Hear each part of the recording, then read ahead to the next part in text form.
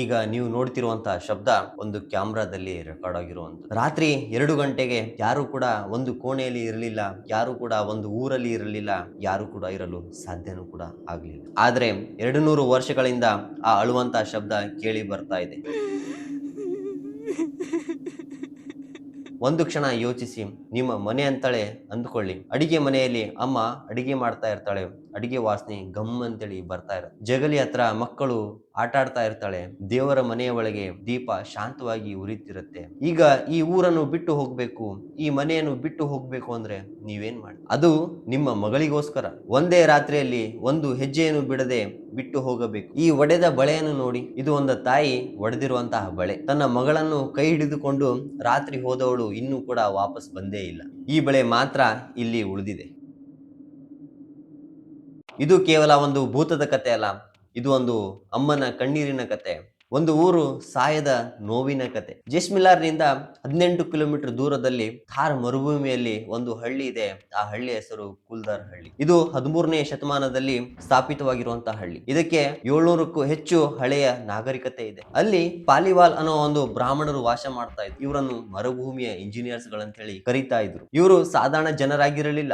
ಮಳೆ ಬೀಳದ ಮರಳು ಜಾಗದಲ್ಲಿ ನೀರನ್ನು ಕಂಡುಹಿಡಿಯುವಂತ ತಂತ್ರ ಇವರಿಗೆ ಗೊತ್ತು. ಆ ಮಳೆಯ ನೀರನ್ನು ಸಂಗ್ರಹಿಸಿ ಬೆಳೆಯನ್ನು ಹೇಗೆ ಬೆಳಿಬೇಕಂತೇಳಿ ಇವರಿಗೆ ಗೊತ್ತು. ಈ ತಂತ್ರಜ್ಞಾನ ಇವಾಗಿನ ವಿಜ್ಞಾನಿಗಳಿಗೂ ಕೂಡ ಕನ್ಫ್ಯೂಸ್ ಮಾಡುತ್ತೆ, ಇವ್ರು ಯಾವ ತರ ಮಾಡ್ತಾ ಇದ್ರು ಅಂತ. 85 ಹಳ್ಳಿಯ ಒಕ್ಕೂಟ, ಸಾವಿರಾರು ಸಮೃದ್ಧಿಯ ಕುಟುಂಬಗಳು, ಅಪಾರ ಸಂಪತ್ತು, ಖನಿಜ, ಇವರಿಗೆ ಯಾವ ಕಾರಣವೂ ಕೂಡ ಇರಲಿಲ್ಲ ಊರು ಬಿಡಲು. ಆದರೆ 1825ರಲ್ಲಿ ಒಂದು ಘಟನೆ ನಡೆಯುತ್ತೆ.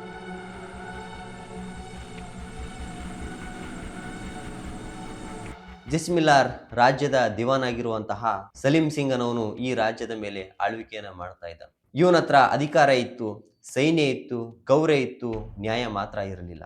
ಬರೀ ಅನ್ಯಾಯ ಮಾಡ್ಕೊಂತಾನೆ ಜೀವನವನ್ನು ಸಾಗಿಸ್ತಾ ಇದ್ದ, ಆ ರಾಜ್ಯವನ್ನು ಆಳ್ತಾ ಇದ್ದ. ಒಂದು ದಿನ ಅವನ ಕಿವಿಗೆ ಒಂದು ಮಾತು ಕೇಳಿಸುತ್ತೆ.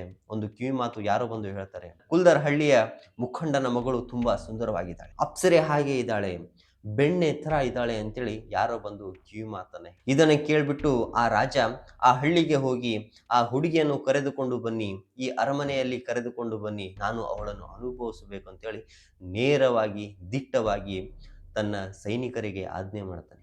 ಅಕಸ್ಮಾತ್ ಅವರೇನಾದ್ರು ಬರಲಿಲ್ಲ ಅಂದ್ರೆ ಅವರ ಮೇಲೆ 2 ಪಟ್ಟು ತೆರಿಗೆ ಹಾಕ್ತೀವಿ ಅಂತೇಳಿ ಭಯಪಡಿಸಿ, ಮತ್ತೆ ಆ ಊರಿನ ಜನರನ್ನ ಸಾಯಿಸ್ತೀವಿ, ಅವರ ತಂದೆ ತಾಯಿಯನ್ನ ಸಾಯಿಸಾದ್ರೂ ಸರಿ ಅವಳನ್ನು ನನ್ನ ಬಳಿ ಕರೆದುಕೊಂಡು ಬನ್ನಿ ಅಂತೇಳಿ ಸೈನಿಕರಿಗೆ ಆಜ್ಞೆ ಮಾಡ. ಆ ಹಿರಿಯ ಮುಖಂಡ ಏನ್ ಮಾಡ್ತಾನೆ? ಮಗಳನ್ನು ಕಾಪಾಡ್ತಾನ ಅಥವಾ ಊರನ್ನು ಕಾಪಾಡ್ತಾನ ಅಥವಾ ಬೇರೆ ದಾರಿ ಕಂಡು ಹಿಡಿತಾನೆ? ಹಿರಿಯ ಮುಖಂಡ ಒಂದು ಮಾತನ್ನ ಹೇಳ್ತಾರೆ, ಮಾನ ಕಾಪಾಡಲು ಎಲ್ಲವನ್ನು ಕೂಡ ಬಿಡಬಹುದು, ಆದ್ರೆ ಮಗಳನ್ನು ಬಿಡಲಾರೆ ಅಂತೇಳಿ ಹೇಳ್ತಾನೆ.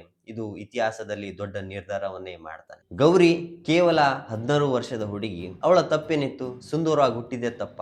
ಕುಲ್ದರ್ ಹಳ್ಳಿಯಲ್ಲಿ ಹುಟ್ಟಿದ್ದೆ ತಪ್ಪ? ಅವಳಿಗೆ ಸಾವಿರಾರು ಕನಸುಗಳು ಇತ್ತು. ಆ ಊರಿನೊಳಗೆ ಯಾರೋ ಒಬ್ಬರನ್ನ ಮದುವೆ ಆಗ್ಬೇಕು, ಆ ಹಳ್ಳಿಯಲ್ಲೇ ಮಕ್ಕಳನ್ನ ಆಡಿಸ್ಬೇಕು, ಆ ಮನೆಯ ಜಗಲಿಯಲ್ಲೇ ಮುದುಕಿ ಆಗಬೇಕು, ಆ ಜಗಲಿಯ ಮುಂದೆ ಮಕ್ಕಳನ್ನ ಆಡಿಸ್ಬೇಕು, ಮೊಮ್ಮಕ್ಕಳನ್ನ ಆಡಿಸ್ಬೇಕು ಅಂತ. ಆದ್ರೆ ಆ ರಾತ್ರಿ ಅವಳ ತಾಯಿ ಅವಳನ್ನ ತಬ್ಕೊಂಡು ಅಳ್ತಾ ಇರ್ತಾನೆ. ಅಪ್ಪ ಮುಖ ತಿರುಗಿಸಿ ಅಳ್ತಾ ಇರ್ತಾನೆ, ಊರವರು ತಲೆ ತಗ್ಗಿಸಿ ಅಳ್ತಾ ಇರ್ತಾರೆ. 84 ಹಳ್ಳಿಗಳಲ್ಲಿ 1500 ಮನೆಗಳು, ಎಲ್ಲರ ಮನೆಯಲ್ಲಿ ಕಣ್ಣೀರಿಂದ ತುಂಬಿಕೊಂಡಿದೆ. ಗೌರಿ ಹೇಳ್ತಾಳೆ, ಅಮ್ಮ ನಾನು ಆ ಅರಮನೆಗೆ ಹೋಗಲಾರೆ, ಅಲ್ಲಿ ದಾಸಿಯಾಗಿ ಬಾಳಲಾರೆ, ನನ್ನ ದೇಹ ಹೋಗಬಹುದು, ಆದ್ರೆ ನನ್ನ ಜೀವ ಈ ಮಣ್ಣಲ್ಲೇ ಉಳಿಯತ್ತೆ, ಈ ಗಾಳಿಯಲ್ಲೇ ನನ್ನ ಉಸಿರು ನಾನು ಅಳ್ತಾ ಇರ್ತೀನಿ, 100 ವರ್ಷ ಅಲ್ಲ 1000 ವರ್ಷ ತನಕ ಯಾರಾದ್ರೂ ಕೇಳಿಸ್ಕೊತಾರೋ ಏನೋ ಅಂತೇಳಿ ಅಳುತ್ತಲೇ ಇರ್ತೀನಿ ಅಮ್ಮ ಅಂತ ಹೇಳಿ. ಮತ್ತೆ ತಾಯಿ ಮಾತು ಬರದೆ ಅವಳನ್ನು ತಬ್ಬಿಕೊಂಡು ಜೋರಾಗಿ ಅಳಲು ಪ್ರಾರಂಭ ಮಾಡಿ. ಇತಿಹಾಸ ಇವರ ಹೆಸರು ಮರೆತಿರಬಹುದು, ಆದರೆ ಈ ಮಣ್ಣು ಈ ಗಾಳಿ ಅವರ ಹೆಸರು ಮರೆತಿಲ್ಲ. ರಾತ್ರಿ ಅಳುವಂತಹ ಆ ಶಬ್ದ 200 ವರ್ಷ ಹಿಂದೆ ಆಗಿರುವಂತಹ ಘಟನೆ ಇದು. ಇವತ್ತು ಕೂಡ ಆ ಅಳು ನಿಂತಿಲ್ಲ, ಮುಂದೆನೂ ಕೂಡ ನಿಲ್ಲೋದು. ಆ ರಾತ್ರಿ ಏನಾಗಿರಬಹುದು? ಇದೊಂದು ಇತಿಹಾಸದ ಅತ್ಯಂತ ಗಾಢ ರಹಸ್ಯವಾಗಿ ಉಳಿದಿದೆ. ಆದರೆ ಇಷ್ಟನ್ನು ಮಾತ್ರ ನಾನು ಹೇಳಬಲ್ಲೆ, ಆ ಅರ್ಧ ರಾತ್ರಿಯಲ್ಲಿ ಪುರೋಹಿತರು ಮಂತ್ರವನ್ನು ಪೀಠಿಸ್ತಿದ್ದರು, ದೀಪಗಳು ಒಂದೊಂದಾಗಿ ಆರಿದವು, ಮಕ್ಕಳ ಅಳುವು ನಿಂತಿತು, ಮಹಿಳೆಯರ ರೋದಕ ನಿಂತಿತು, ಆ ರಾತ್ರಿ ಎಲ್ಲವೂ ಕೂಡ ಮಾಯವಾಗಿ ಆ ಹಿರಿಯ ಪುರೋಹಿತ ಒಂದು ಮಾತನ್ನ ಹೇಳ್ತಾನೆ, ಒಂದು ಶಾಪವನ್ನು ಹಾಕ್ತಾನೆ. ಈ ಮಣ್ಣೇ ಸಾಕ್ಷಿ, ಈ ಆಕಾಶವೇ ಸಾಕ್ಷಿ, ಇಂದಿನಿಂದ ಈ ನೆಲ ಶಾಪಿತ. ಇಲ್ಲಿ ಬಂದು ಯಾರಾದ್ರೂ ಉಳ್ಕೋತೀನಿ, ವಾಸ್ತವ ಮಾಡ್ತೀವಿ ಅಂದ್ರೆ ಅವರಿಂದ ಆಗಲು ಸಾಧ್ಯವಿಲ್ಲ, ಅವರಿಗೆ ಸುಖ ನೆಮ್ಮದಿ ಸಿಗೋದೇ ಇಲ್ಲ ಅಂತೇಳಿ ಶಾಪ. ಅವ್ರು ಹೇಳ್ತಾರೆ, ನಾವು ಹೋಗ್ತಾ ಇದೀವಿ, ಆದ್ರೆ ಶಾಪ ಇಲ್ಲೇ ಉಳಿಯತ್ತೆ ಶತಮಾನದ ಕಾಲವರೆಗೂ ಅಂತ. ಬೆಳಗ್ಗೆ ಆಗುವಷ್ಟರಲ್ಲಿ ಆ ಹಳ್ಳಿಯಲ್ಲಿ ಯಾರು ಕೂಡ ಇರುವುದಿಲ್ಲ. ಸಂಪೂರ್ಣವಾಗಿ ಮೌನದಿಂದ ಆ ಹಳ್ಳಿ ಮನೆಯ ಬಾಗಿಲು ತೊರೆದೇ ಇತ್ತು. ಅದು ಯಾಕೆ? ಹೋಗುವ ಅವಸರದಲ್ಲಿ ಮನೆಯ ಬಾಗಿಲು ಹಾಕಲು ಅವರಿಗೆ ಗೊತ್ತಾಗ್ಲಿಲ್ವಾ? ತಟ್ಟೆಯಲ್ಲಿ ಊಟ ಅರ್ಧ ಬಿಟ್ಟು ಹೋಗಿದರು.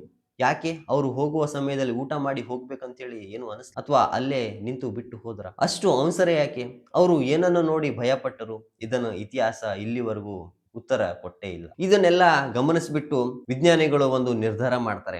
ಈ ಜಾಗಕ್ಕೆ ಭೇಟಿ ನೀಡಬೇಕು. ಈ ಜಾಗ ಯಾಕೆ ಶಾಪಿತ ಅಂತಾರೆ? ಇಲ್ಲಿ ಯಾಕೆ ಒಂದು ಹುಡುಗಿಯ ಅಳುವ ಶಬ್ದ ಕೇಳಿಸುತ್ತೆ ಅಂತೇಳಿ ಒಂದು ನಿರ್ಧಾರ ಮಾಡಿ 2019ರಲ್ಲಿ ಡಾಕ್ಟರ್ ರಾಜ್ ಕಪೂರನ್ ಅವರು ಈ ಜಾಗಕ್ಕೆ ಭೇಟಿ ನೀಡಿ ರಾತ್ರಿ 11 ಗಂಟೆ ಆಗಿರುತ್ತೆ.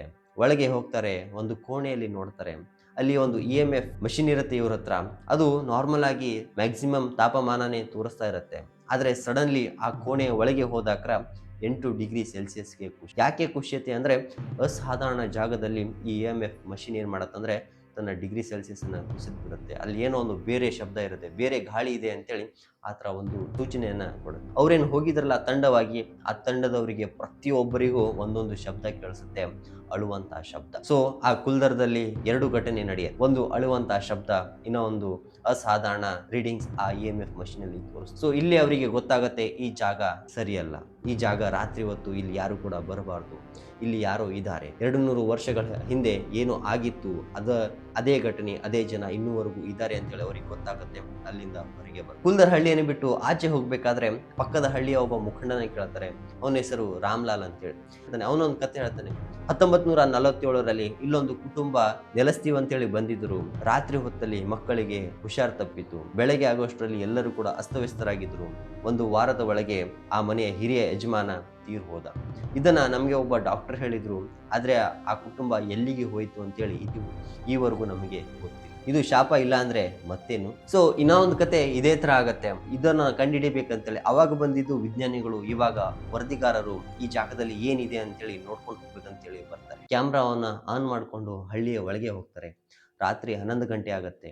ರಾಹುಲ್ ಮತ್ತು ಪ್ರಭುವನವರು ಈ ಜಾಗಕ್ಕೆ ಭೇಟಿ ನೀಡಿ. ಸೊ ರಾಹುಲ್ ಒಂದು ಕೋಣೆಯ ಒಳಗೆ ಹೋದಾಕ್ರ ಅವರಿಗೆ ಒಂದು ಹಳೆಯ ನಾಣ್ಯ ಕಾಣಿಸುತ್ತೆ.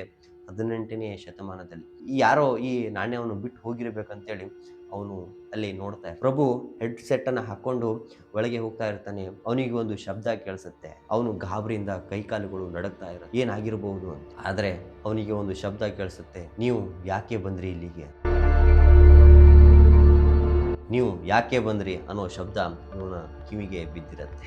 ಇಬ್ಬರ ಕೈಕಾಲು ನಡುಗ್ತಾ ಇರತ್ತೆ. 30 ವರ್ಷ ವರದಿಗಾರನಾಗಿ ಕೆಲಸ ಮಾಡಿರ್ತಾರೆ. ಆದ್ರೆ ಈ ಜಾಗಕ್ಕೆ ಬಂದು ಅವರಿಗೆ ಗೊತ್ತಾಗತ್ತೆ, ಇಲ್ಲಿ ಬೀಸ್ತಿರುವಂತ ಗಾಳಿ ತಂಪಾಗಿಲ್ಲ, ಭಾರವಾಗಿದೆ, ಇಲ್ಲಿ ಏನೋ ಒಂದು ಶಕ್ತಿ ಇದೆ ಅಂತ. ಹಾಗೆ ಮುಂದೆ ಸಾಕ್ತಾ ಇರ್ಬೇಕಾದ್ರೆ 12ವರೆಗೆ ಒಂದು ಶಬ್ದ ಕೇಳಿಸುತ್ತೆ, ಗಂಟೆಯ ಶಬ್ದ, ದೇವಾಲಯ ಒಳಗಿಂದ. ಇವರು ಆ ದೇವಾಲಯ ಒಳಗೆ ಹೋಗ್ತಾರೆ. ಅಲ್ಲಿ ಯಾವುದೇ ತರಹದ ಗಂಟೆಯನ್ನು ಕೂಡ ಇರೋದಿಲ್ಲ, ಯಾವ ಮನುಷ್ಯನು ಕೂಡ ಇರೋದಿಲ್ಲ.